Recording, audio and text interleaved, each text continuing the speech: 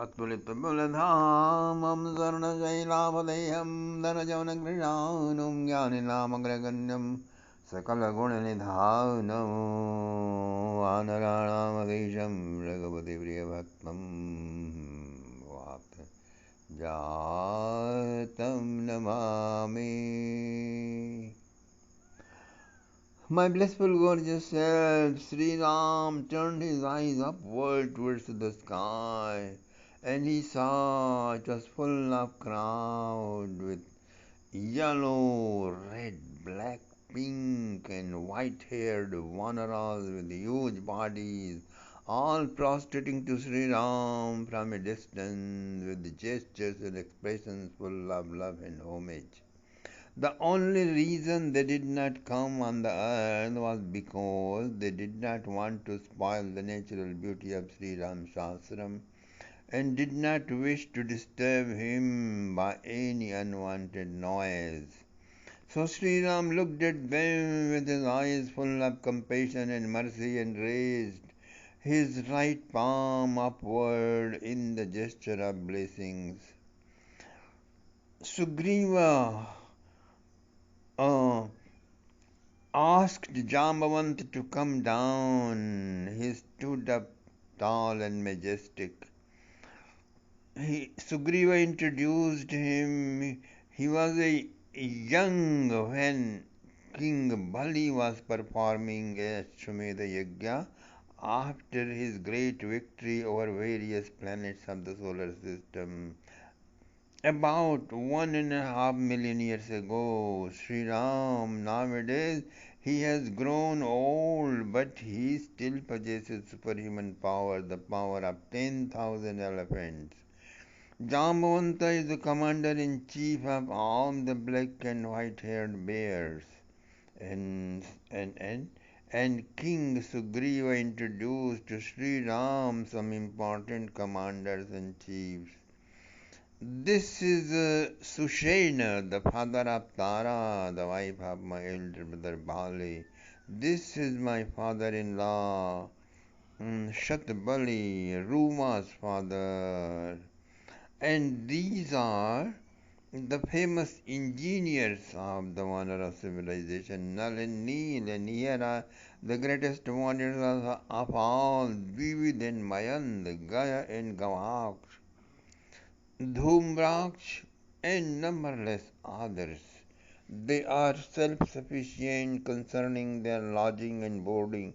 They have encamped in groves near ponds, near rivers, on slabs, hills and trees, within a 16-mile radius around our capital Kishkinda.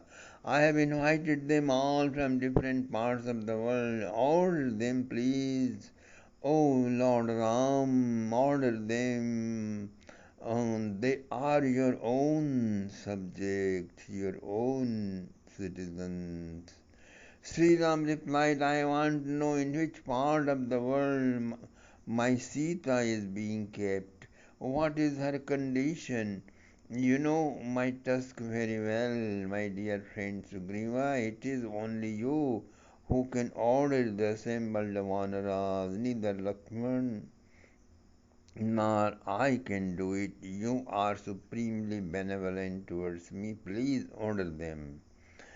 As you wish, my lord. Without a single word, Sugriva accepted Sri Ram's order and began to call the commanders in a loud voice.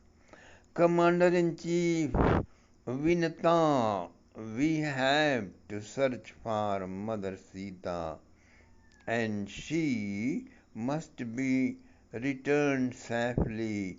You go to the east with your soldiers. None of the groves, mountains and ditches and caves, ruined buildings, cities and temples up to the Pacific Ocean should be left unexplored, Sugriva shouted, naming the commanders one by one and ordering them to go to different directions. Commander Shatbali, you proceed to the north and search in all places beyond the Himalayas up to the North Pole. You need not visit all the states of the Aryans because the Vedic Aryans never steal others' possessions. What to speak of wife?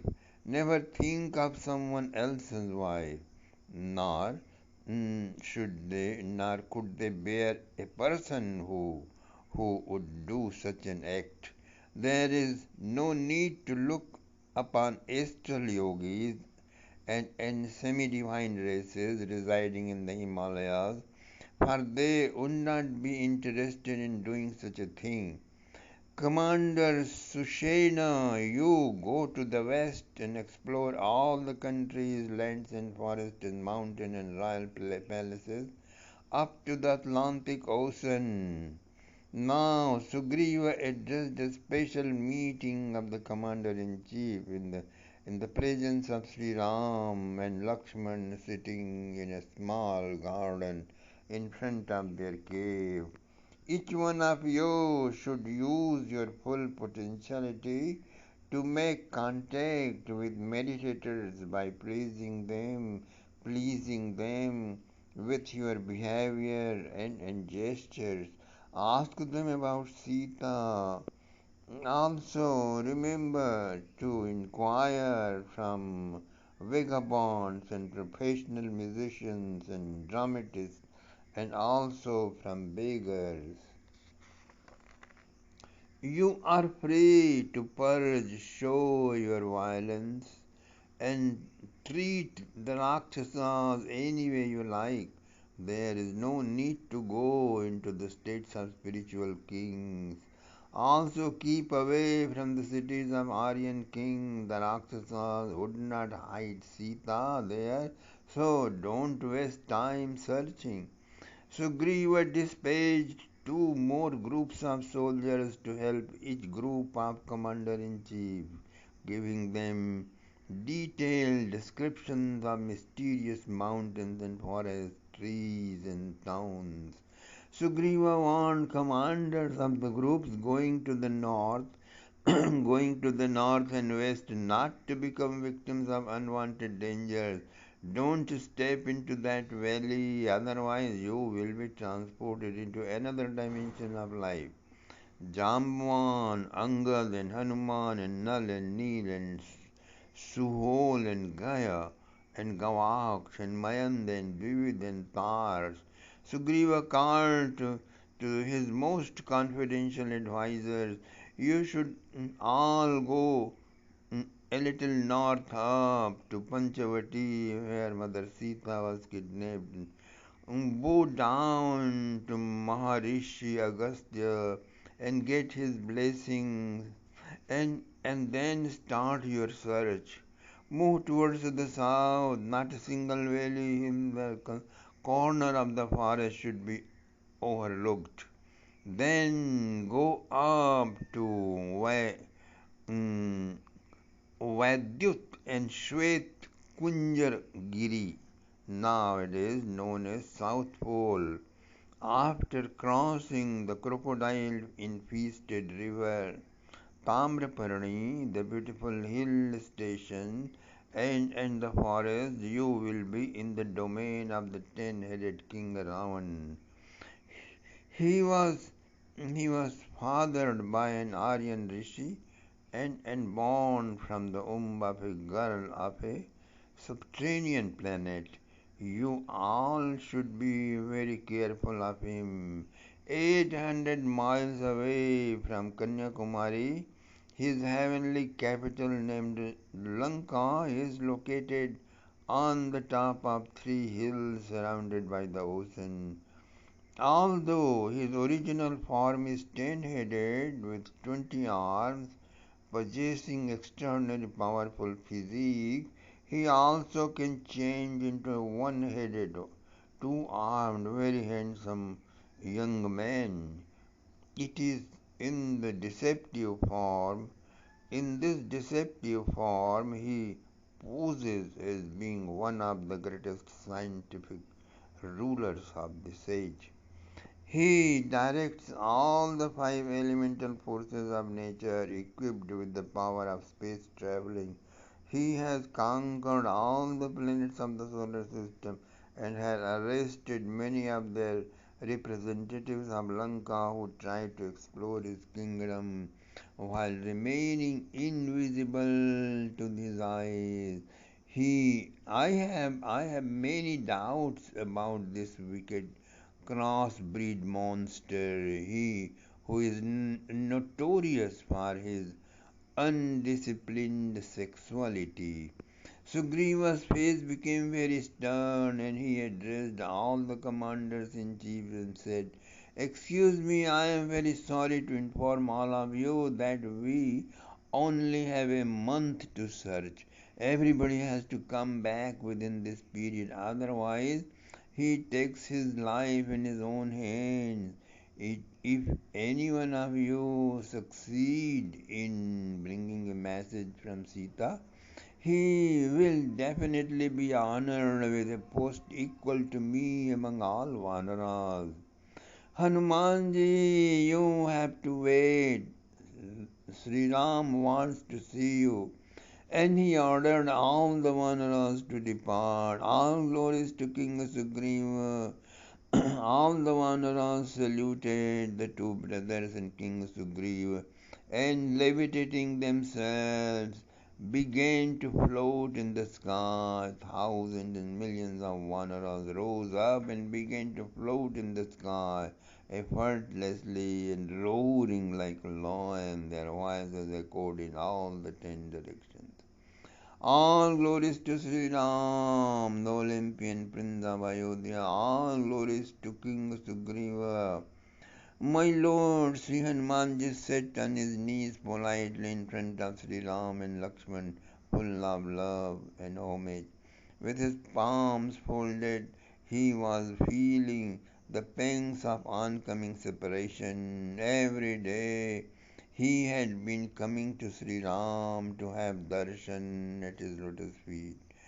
But now he was going away for a whole month, and his tormented heart was full of agonizing love. "O Hanuman, you are the son of the mm, Vayudevata. Your speed is unrestricted all over the earth, water, air, and sky. You can float beyond the polar star and beyond the planet Earth at an even faster speed than the Vayudev himself. There is no equal to you on the planet Earth in power, wisdom, and dynamism. You are an expert in dealing with circumstances according to time, place, and personality. You must brighten the face of the Vanara race by searching for Sita. My dear, take this." Sri Ram removed his finger ring, on front of which his holy name was beautifully inscribed, and and he gave it to mm, he wants to give it to Sita while introducing herself. Then Sri Ram told him the most thrilling message to convey to her. "You will attain success. Let your path be devoid of barriers." Sri Ram blessed Hanumanji by placing his palm on his head. Hanumanji was thrilled and horripilated, stretching his palms. He took the finger ring and placed it inside the knot of long golden hair on his head. Sri Hanumanji then took his leave, his eyes full of tears. Sri Ram, Lakshman, and Sugriva watched him as he levitated into the sky and disappeared into the infinity of the northern horizon.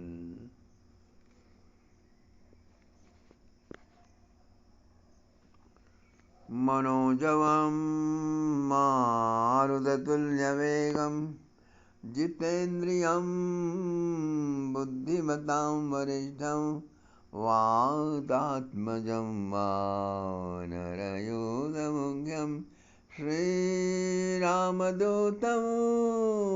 शरणं प्रपद्ये श्रीरामदूतं शरणं प्रपद्ये श्रीरामदूतं शरणं प्रपद्ये